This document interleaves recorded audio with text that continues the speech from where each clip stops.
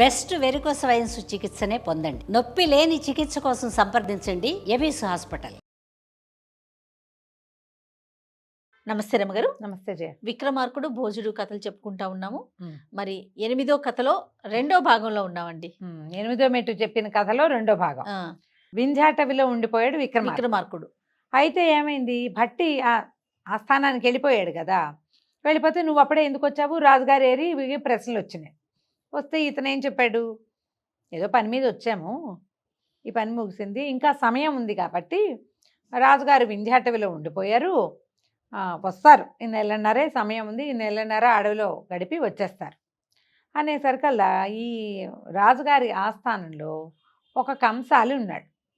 కంసాలంటే అదే ఏమంటారు, gold Smith. అతనికి కొన్ని ఇవ్వచ్చు, ఇంద్రజాలము అలాంటి విద్యలు వచ్చు. ఈ రాజుగారికి సరదా ఇంద్రజాలం అంటే విక్రమార్కుడికి. మనం ఇంతకుముందు కథలో కూడా చెప్పుకున్నాం ఇంద్రజాలం మీద ఆసక్తి. వాడి దగ్గర ఆ కంసాలికి వచ్చినటువంటి చిన్న చిన్న ఇంద్రజాల విద్యలు నేర్చుకున్నారు విక్రమార్కుడు. పట్టి నేర్చుకున్నప్పుడు తను ఆడికి కూడా ఇప్పుడు ఒక విద్య నేర్చుకున్నాం, మనం కూడా ఒక విద్య నేర్పాలని అతనికి పరకాయ ప్రవేశ విద్య నేర్పించారు. ఓహో. వాడికి నేర్పించి వీళ్ళిద్దరూ ఫ్రెండ్లీగా ఉండేవాళ్ళు. విక్రమార్కుడితో విజయుడు ఫ్రెండ్లీగా ఉండేవాడు. భట్టి అనేవాడు ఎక్కడ వాడిని అక్కడే ఉంచాలి, వీడిని రోజు మీ దగ్గరికి కబుర్లకి కూర్చునేలాగా చెయ్యొద్దు అని భట్టి చెప్పినా విక్రమార్కుడు వినేవాడు కాదు. ఆయనకి ఆ కుర్రాడితో మాట్లాడితే సరదాగా ఉండేది, ఏవో చిన్న పొన్న మ్యాజిక్లు చేస్తూ గడిపేవారు. అయితే ఈ విజయుడికి ఎప్పుడైతే రాజు ఒక్కడే వింధ్యాటవిలో ఉన్నాడు అని తెలిసిందో నిశ్శబ్దంగా ఊరు వదిలిపెట్టి వింధ్యాటవికి వెళ్ళిపోయాడు. ఓహో. వెళ్ళిపోయి ఇక రాజుగారి దగ్గరికి వెళ్ళాడు. ఎప్పుడైతే ఆయన ఒంటరిగా ఉన్నాడు వింధ్యాటవిలో, మామూలుగా ఈయన విక్రమార్కుడు 6 నెలలు వేరే చోటకి వెళ్ళినప్పుడు ఆయన ప్రపంచంలోనే ఉండేవాడు, జనాల మధ్యలో. ఒంటిగా ఉన్న దాఖలాలు ఒక రవ తక్కువే. ఏదో జపం చేసుకుని ఆయన మెడిటేషన్ చేసుకుని కత్తి యుద్ధం ప్రాక్టీస్ చేసి అవి చేసుకుంటున్నాడు అడవిలో. తోడొకడు కదా భట్టి వెళ్ళిపోయాడు. విజయుడు వచ్చేసరికల్లా ఇద్దరు మంచి సరదా పడ్డాడు. మరి ఆ చెట్లు ఈ చెట్లు ఆల్రెడీ ఆయన అన్ని చెట్లు గిట్లు చూసేసుకున్నాడు. ఆ చెట్ల నుంచి కాయలు అవి కోసారు ఇద్దరు కలిసి. ఆ కాయలు అవి ఇవి తిన్నారు. ఒక చెట్టు కింద కూర్చున్నారు కబుర్లాడుకుంటూ. కూర్చుంటే ఆ చెట్టుకు పైన ఒక పెద్ద పక్కకి ఒక పెద్ద మర్రి చెట్టు. ఆ మర్రి చెట్టు మీద ఒక చిలకల జంట ఉంది. ఈ చిలకల జంటలో మొగ చిలక కాస్త చచ్చి పైనుంచి పడిపోయింది. అదేమైంది, చెరువు దగ్గర ఏవో తిని విషఫలం ఏదో పొరపాటునే తినేసింది. చెట్టు ఎక్కాక దానికి ఊపిరి అందక చచ్చిపడి ఆ ఆడచిలక పిచ్చెత్తినట్టు కొయ్యం ముర్రమని ఏడుస్తుంది. ఈ విక్రమార్కుడు దాన్ని చూసేసరికి అనిపించింది, అయ్యో అయ్యో పాపం ఆడచిలక ఏడుస్తోంది. ఈ మొగ చిలకలోకి వెళ్ళిపోయి దాన్ని అలరించాలని అనిపించింది ఆయనకి. ఓహో. ఏం చేశాడు, ఈ విజయుడి ఒళ్ళో తల పెట్టుకుని పడుకున్నాడు ఆయన కబుర్లు చెప్తూ. ఠక్కిన పరకాయ ప్రవేశ విద్యతోటి శరీరాన్ని విడిచిపెట్టి ఆ చిలక శరీరంలో మొగ చిలక శరీరంలోకి ప్రవేశించాడు. అది మంచి గైరుగా బలంగా ఉన్న చిలుక. ఎప్పుడైతే ఈ మొగ చిలుక ప్రవేశించిందో పైకి లేచింది, ప్రాణాలతో లేచేసరికల్లా ఆడచిలక రెక్కలు కొట్టుకుంటూ హర్షాతిరేకంతో అరుస్తూ ఆ మొగ చిలకని కావలించుకుంటూ దాని చుట్టూతో తిరుగుతోంది. ఇక్కడ చెట్టు కింద కూర్చున్న విజయుడు చచ్చిపడిపోయిన చిలక బతికిందేమిటా అని ఆశ్చర్యంగా చూస్తుంటే ఊళ్ళో తలబెట్టుకుని పడుకుని ఉన్న రాజుగారిలో కదలికలు కనపడలా వాడికి. అప్పుడు తట్టింది, ఓహో విక్రమార్కుడే శరీరాన్ని విడిచిపెట్టి పరకాయ ప్రవేశంతో ఆ చిలకలోకి వెళ్ళాడు. గ్రహించంగానే వాడు బుర్ర పాదరసంలాగా పనిచేసింది. దొరికింది అవకాశం.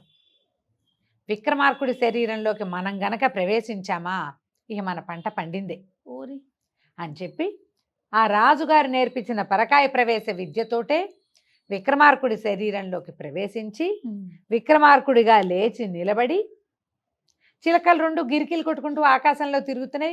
చిలక రూపంలో ఉన్న విక్రమార్కుడు ఇక్కడ ఏం జరుగుతోందో చూడాలి. ఆయన నమ్మిన బంటు విజయుడు, ఆయనకు తెలియదు, స్నేహితుడు, ఎన్ని రోజులుగానో కబుర్లు చెప్పుకున్నాం, తన రాజ్యంలో వాడు ఆశ్రితుడు, తన ప్రజల్లో ఒకడు. వాడిని ఎందుకు, వాడి మీద అపనమ్మకం ఎందుకు ఉంటుంది ఆయనకి? వెనక్కి తిరిగి చూడాల. ఆ 2 ఆడచిలకతో కలిసి ఆకాశంలో గిరికీలు కొట్టడానికి వెళ్ళిపోయాడు. వీడేం చేశాడు, చుట్టుపక్కల ఉన్న చితుకులన్నీ పోగేసి తన శరీరాన్ని కాల్చేశాడు. శరీరం లేదు ఇంకా. విక్రమార్కుడు వెనక్కి వచ్చి జరిగిన మోసం గ్రహించి వీడి శరీరంలోకి వచ్చి ఆ తర్వాత ఏమిటో చేయొచ్చు, అది చేసే అవకాశం లేకుండా చేసేసాడు. శరీరాన్ని మూలగా కప్పెట్టి కాల్చేసాడు. దహనం చేసేసి విక్రమార్కుడిగా నడుచుకుంటూ వెళ్ళిపోయాడు. ఇంకా సమయం ఉంది. లెక్క ప్రకారం ఏమిటి, నెల 15 రోజుల సమయం ఉండగా భట్టి వెళ్ళిపోయాడు. 14 రోజులు గడిచాక విజయుడు వచ్చాడు. ఇంకా నెల ఉంది. అస్సలు ఎప్పుడూ అదను తప్పి విక్రమార్కుడు ఊళ్ళో అడుగుపెట్టడం అన్నదే జరగల ఇన్ని సంవత్సరాల్లో. ఊళ్ళోకి వచ్చి ఆ కాళికాలయంలోకి ప్రవేశించి అక్కడ ఉన్న వాళ్ళకి నేను వచ్చాను, భట్టిని రమ్మని కబురు చేశాడు. సమయం ఉంది కదా, ఎందుకు వచ్చాడు? ఈయన ఎందుకు వచ్చాడు? అక్కడి నుంచి కబురు తీసుకొచ్చిన వాడిని అడిగాడు, ప్రభు ఎలా ఉన్నారు అంటే, ఏదో కొంచెం అలసిపోయినట్టున్నారండి, కూర్చోటం అది ఆయన రోజువారీ ఎప్పుడు మనం చూసేలాంటిది కనపడలేదు. పైగా కాళికాలయంలో మండపం ఒకటి ఉంటుంది. ఆయన రాగానే ముందు సాష్టాంగం చేస్తాడు, లోపలికి వెళ్ళి నమస్కారం చేసుకొచ్చాక మండపంలో శీర్షాసనం వేస్తాడు. శీర్షాసనం అంటే తల కిందకి పెట్టి కాళ్ళు పైకి ఉంటాయి. పద్మాసనంలో కూర్చుని తల కిందకి పెట్టి పద్మాసనం పైన ఉంటుంది, కాళ్ళు కింద తల కింద ఉంటుంది. ఆయన అమ్మవారిని జపించుకునే విధానం అది. కానీ ఇక్కడ అలా లేదు. ఈయన అట్లా చేయలా, ఇప్పుడు అట్లా చేయలా, బాస్పెట్లు వేసుకుని కూర్చున్నాడు. వీడేమనుకున్నాడు, ఆ వింధ్యాటవిలో పడి ప్రభువు అలసిపోయాడు, అందుకని శీర్షాసనం వేయలేదనుకున్నాడు. విక్రమార్కుడికి అలసటం ఏమిటి, ఏం అలసట ఉండదు ఆయనకి, అసలు ఆయన రకం కాదు అది. భట్టికి డౌట్ వచ్చేసింది. నెల ముందు వచ్చేసాడు, అలవాటుకి విభిన్నంగా ప్రవర్తిస్తున్నాడు. 6 నెలల తర్వాత కాళికని దర్శించుకుంటే విక్రమార్కుడు ఆమెను పరిపరి విధాలుగా ప్రార్థిస్తాడు. 6 నెలలు నిన్ను మిస్ అయ్యానని ఆమె ముందు నుంచి కదిలి యువతలకి రాడు. మొదట వచ్చాడంటే శీర్షాసనం వేయాల్సిందే. హాస్పిటల్ వేసుకుని కూర్చోవటం ఏమిటి? ఈయనకి డౌట్ వచ్చింది. బాగా ఆలోచిస్తే ఏమనిపించింది, అవును నేను వచ్చిన తర్వాత మొదటి రోజు విజయుని చూశాను, మళ్ళీ కనపడలేదు, వీడు ఏమయ్యాడు? బట్టి తెలివిగా ఆలోచించాడు. చాలా తెలివి అతనికి. అక్కడి నుంచి కొంతమందిని పిలిచి, అరే మనకు ఆస్థానంలో రోజు గోల్డ్ స్మిత్ వస్తాడు కదా, ప్రతిరోజు రాణిగారులకి ఆభరణాలకి మెరుగుపెట్టడము, శీలాలు సరి చేయటము, అలాంటి పనులు ఉంటాయి ఇక్కడ. అక్కడి నుంచి బంగారు పూతలు పూసినవి, బంగారు రేకులు వేసినవి బోల్డన్ ఉంటాయి. ఆ పనులన్నీ రోజువారీ రిపేర్లు అతనివే. విజయుడు ఎక్కడికి వెళ్ళాడో కనుక్కోండి అని ఈయన చకచక అక్కడికి వెళ్ళిపోయాడు. కాళికాలయానికి మంది మార్బలంతో రథం వేసుకుని వెళ్ళాడు. మామూలు రెక్క అదనమాట. రాగానే ఆయన కాళికాలయానికి వస్తాడు. ఈయన రథంతో వెళ్ళి రాజుగారిని ఎదుర్కొని రథం ఎక్కించి తెచ్చుకుంటారు. 6 నెలల తర్వాత కథ వచ్చేది. ప్రజలు కూడా సిద్ధంగా ఉంటారు. ఈ గుళ్ళోకి అడుగు పెట్టంగానే ఇతనికి తెలిసిపోయింది, ఇతను కాదు అని. ఈయన కనపడుతున్నవాడు విక్రమార్కుడు కాదు, కళదప్పింది మొహము. వెంటనే ఏం చేశాడు, ఈయన్ని రథం ఎక్కించుకుని ఆయన్ని తన ఆస్థానంలో దింపి చెక్మని రాజా అంతఃపురానికి వెళ్ళిపోయాడు.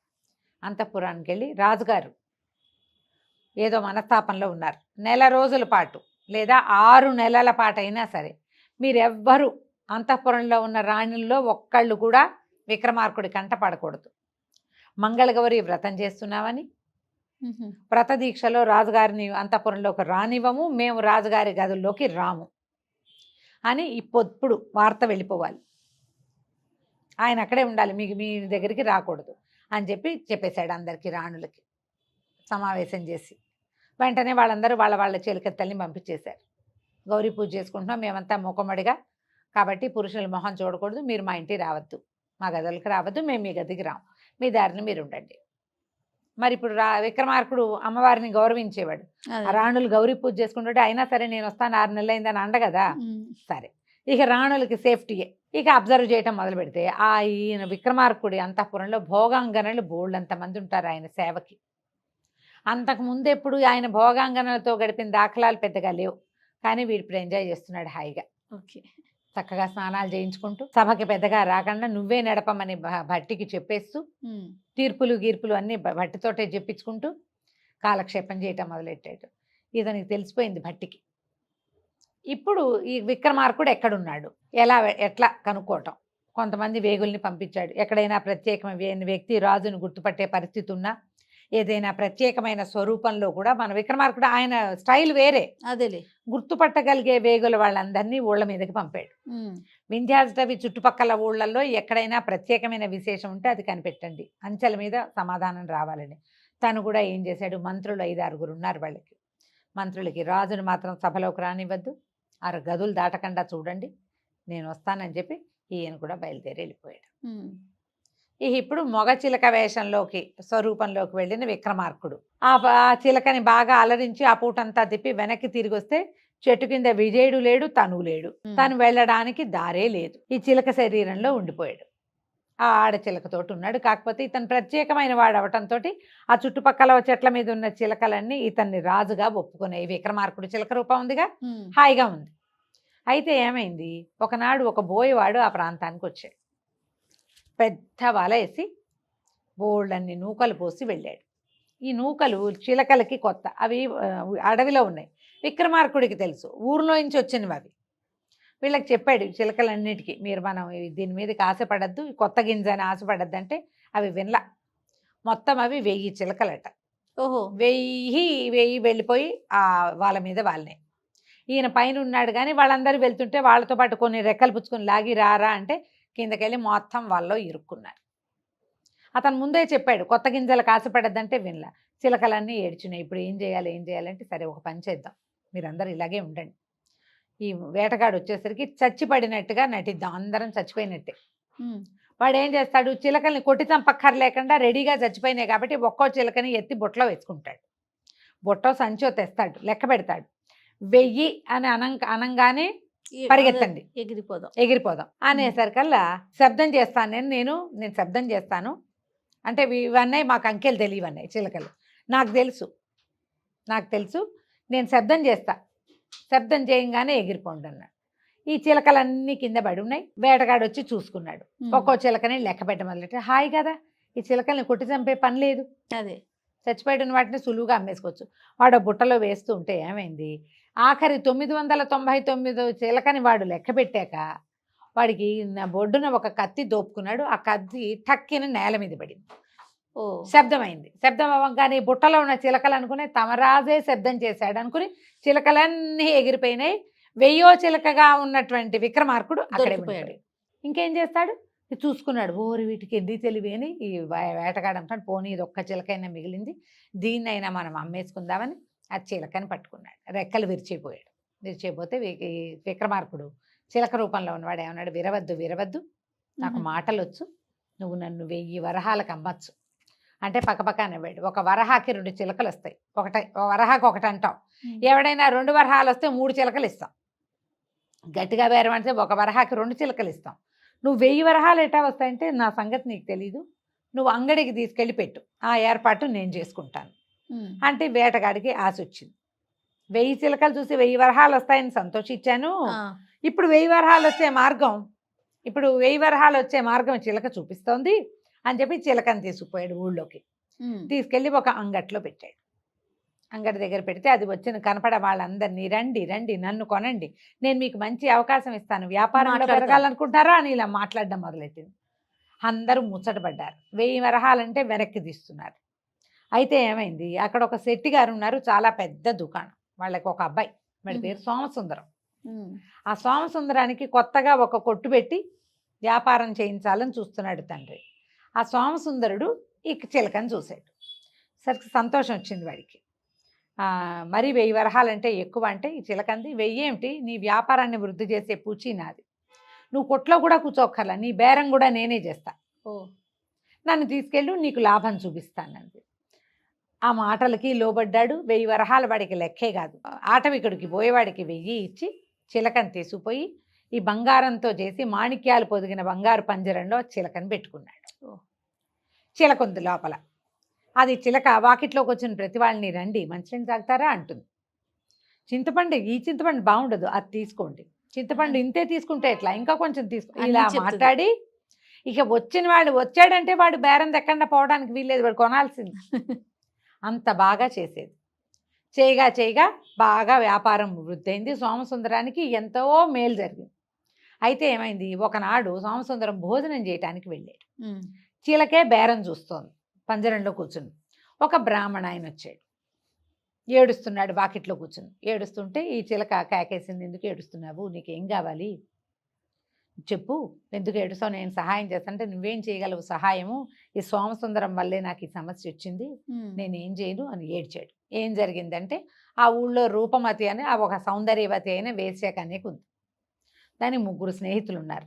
రాజుగారి అబ్బాయి, మంత్రి గారి అబ్బాయి, 3వ వాడు సోమసుందరం. 3.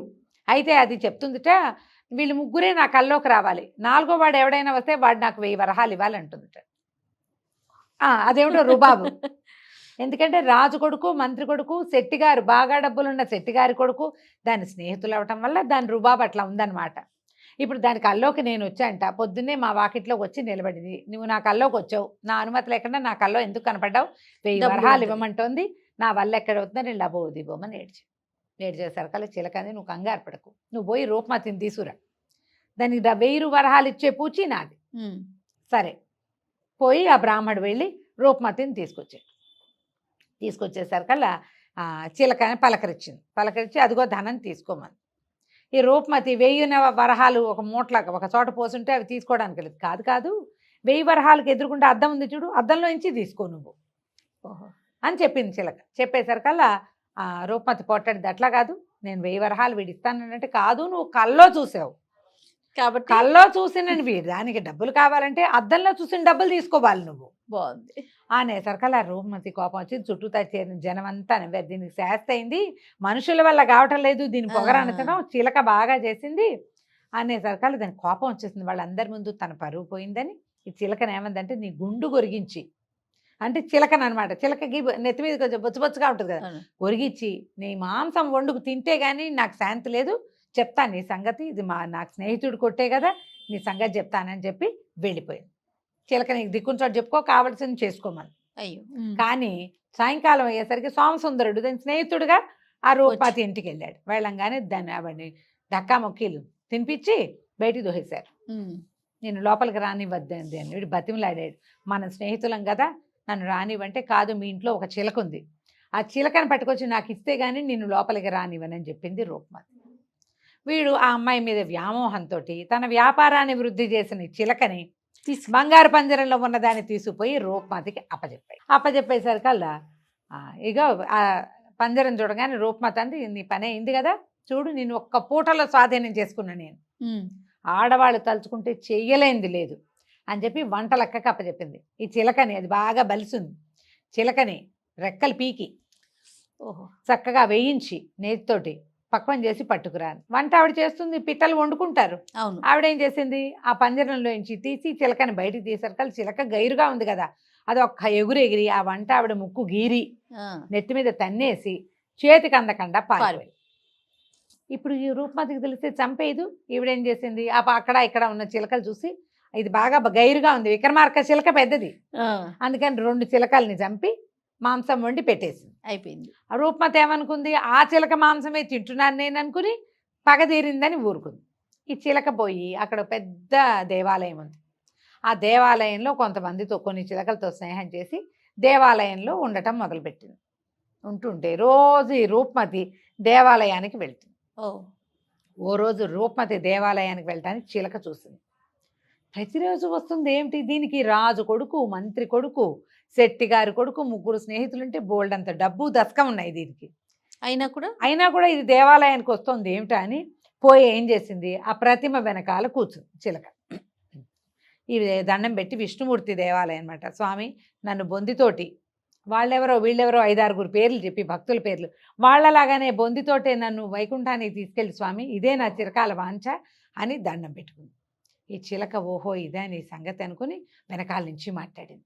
దాందేముంది, పొద్దుగాని అమ్మాయి నువ్వు అని చెప్పి, రేపే ముహూర్తం, రేపు పొద్దున్నే నువ్వేం చేస్తావు, నీ మొత్తం సమస్తమైన ఆస్తి దానం చేసి బైరాగి గుడ్డలు కట్టుకో, మొహానికి మసి పూసుకో, జుట్టు కత్తిరించుకో, ఎందుకంటే జుట్టు గిట్టు ఉంటే మోక్షం రాదు, జుట్టు గుండు చేసేసుకోవాలి, మంచి బట్టలు కట్టుకోకూడదు, నగా నాణ్యం లేదు, బంగారు ఆఖరి వస్తువుతో సహా దానం చేసేసి, కాషాయ వస్త్రాలు బైరాగి గుడ్డలు అంటే అది కావి గుడ్డలు కట్టుకుని కనుక దేవాలయానికి వచ్చావంటే నీ కోసం విమానం వస్తుంది, ఎక్కుదుగానే డైరెక్ట్ అయినా అంతే అనగానే రూపమతి ఆశ్చర్యపోయింది. ఇన్నాళ్ళ నుంచి గుడికి వస్తా నేను ఎప్పుడు వినలేదే, అంటే భగవంతుడు నన్ను కరుణించాడనమాట. ఇది ఇక్కడి నుంచి వెళ్ళటమేంటి, రాజాస్థానానికి పరిగెత్తుకుంటూ పోయింది.